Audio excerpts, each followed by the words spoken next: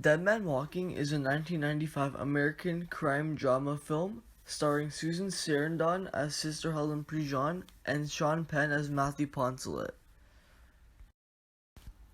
Matthew Poncelet has been in prison for 6 years, awaiting execution after killing a teenage couple and being sentenced to death. Poncelet, held in the Louisiana State Penitentiary, committed the crimes with another man who was only sentenced to life imprisonment. As the day of his execution comes closer and closer, Poncelet asks Sister Helen, with whom he has corresponded, to help him with a final appeal. You can wait over there, we'll bring a man out for you.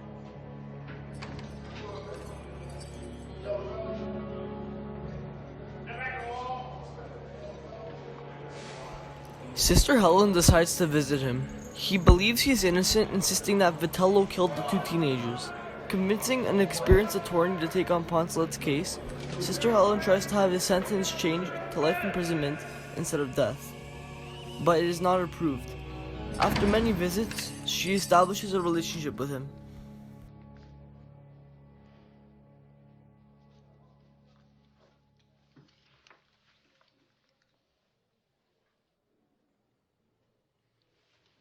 Well, Matthew, I made it.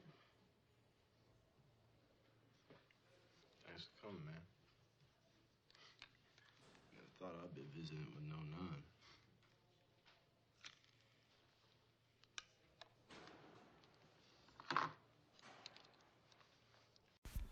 She speaks to the families affected, and they don't understand her efforts and believe she is taking his side and befriending the killer. Instead, they believe she has to be either one side or the other. We thought you changed your mind. We thought that's why you were here. No. How can you come here? How can you do that? How can you sit with that scum? Mr. Percy, I've never done this before. I'm trying. I'm just trying to follow the example of Jesus, who said that every person is worth more than their worst act. This is not a person. This is an animal. No, I take that back. Animals don't rape and murder their own kind. Matthew Poncelet is God's mistake. And you want to hold the poor murderer's hand? You want to be there to comfort him when he dies? There wasn't anybody in the woods that night to comfort Hope when those two animals pushed her face down into the wet grass. I just want to help him take responsibility for what he did. Does he admit to what he did? Is he sorry? He says he didn't kill anybody. Sister, you're in waters way over your head. Don't know what it's like to carry a child in your womb and give birth and get up with a sick child in the middle of the night. You just say your prayers I'm and trying get a to be good night's respectful. sleep, don't you? My parents raised me to respect the religious. Sister, I think you need to leave this house right now. Wait a minute. If you really are sorry, and you really do care about this family, you want to see justice done for our murdered child. Now, you can't have it both ways. You can't befriend that murderer and expect to be our friend, too. You brought the enemy into this house, sister. You gotta go.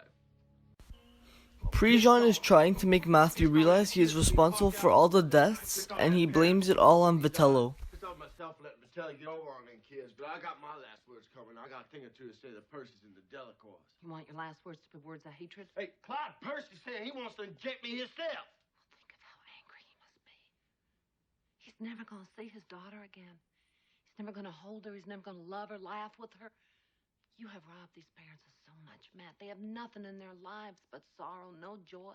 That is what you have given them.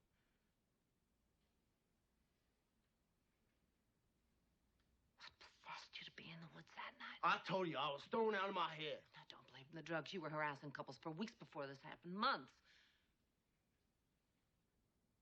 What was it? What do you mean? Did you look up to Vitello? Did you think he was cool? Did you want to impress him? I don't know. You could have just walked away. Hey, he went psycho on me. Don't blame him. You blame him. You blame the government. You blame drugs. You blame blacks. You blame the Percys. You blame the kids for being there. What about Matthew Poncelet? Where's he in this story? What, is he just an innocent? A victim?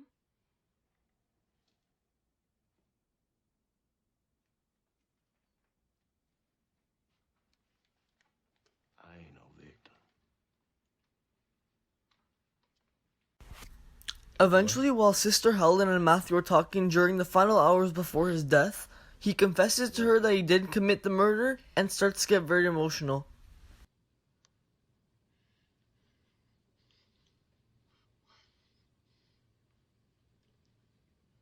I killed him.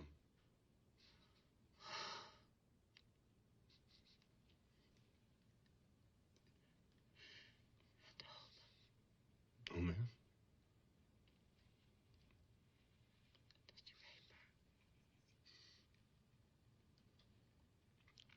Yes, ma'am.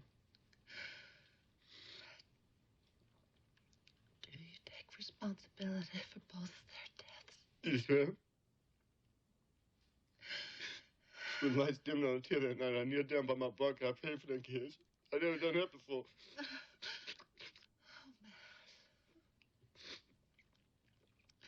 There are spaces of sorrow only God can touch. You did a terrible thing, man. A terrible thing. But you have a dignity now. Nobody can take that from you. You are a son of God, Matthew Poncelet. Right before Matthew's death, he has an opportunity to say any last words to everyone affected by his actions. During his time with Sister Helen, he finally realized that the deaths were his fault, and he takes responsibility to personally give an apology to the families. He states that he believes killing is wrong, no matter who does it, and says that he hopes that they get relief from his death. I ask your forgiveness for what I done. It was a terrible thing I done, taking your son away from you. How about us? Mr. and Mrs. Percy, I hope my death gives you some relief.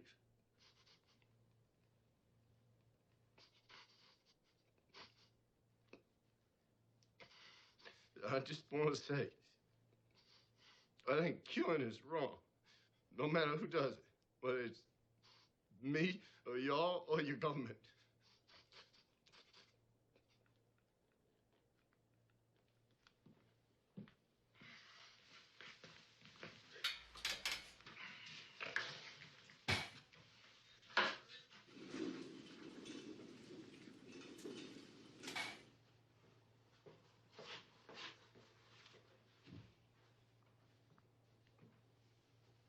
I love you.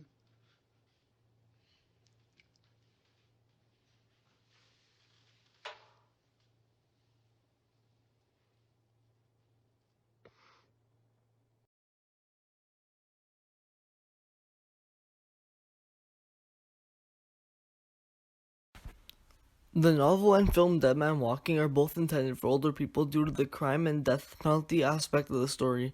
The main difference of the novel and the film is the different character names and minor changes to scenes. In the novel, Matthew Poncelet is actually named Patrick Saunier and was sentenced to die in an electric chair inside the Louisiana prison.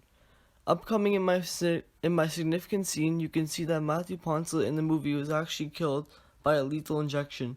Sister Helen Prejean did say the same with no changes in both novel and film. In the novel, the families affected are the LeBlancs and the Borks.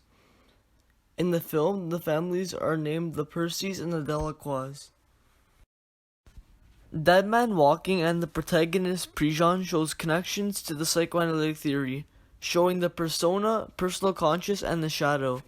Prejean shows her compassion for others, shows that she is always aware of what is happening around herself, and also shows a little bit of a wrong side that she does not like.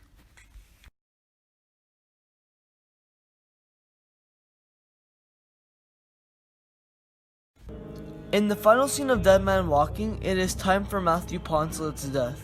We see that the lethal injection process completes and takes the life of Matthew away. Prejean and other families that had their children killed by Poncelet are included among the audience. This part of the scene occurs in the execution room inside of the Louisiana State Penitentiary, where Matthew is given his injection. We can hear music that comes from a sort of shocking and sad perspective. We can also see bright lights in the execution room, and the camera zooms onto Prejean's face to show her tears, while knowing that Matthew is dying right in front of her. I chose this scene as my significant scene because it is the ending to the movie, and it is also a very sentimental moment for Prejean. She was called by Matthew Poncelet in the beginning and developed a very good relationship with him over time. Matthew's death also gave back some relief to the families who were affected by his murder. Overall, I feel this scene is an important one because it is an appropriate way to end off this type of film, which deals with the idea of crime and murder.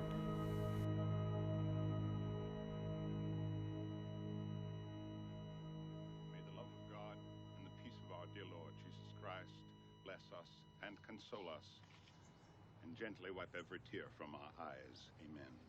May Almighty God bless you, the Father, the Son, and the Holy Spirit. Amen. Go now in the peace and love of Christ. Thanks be to God.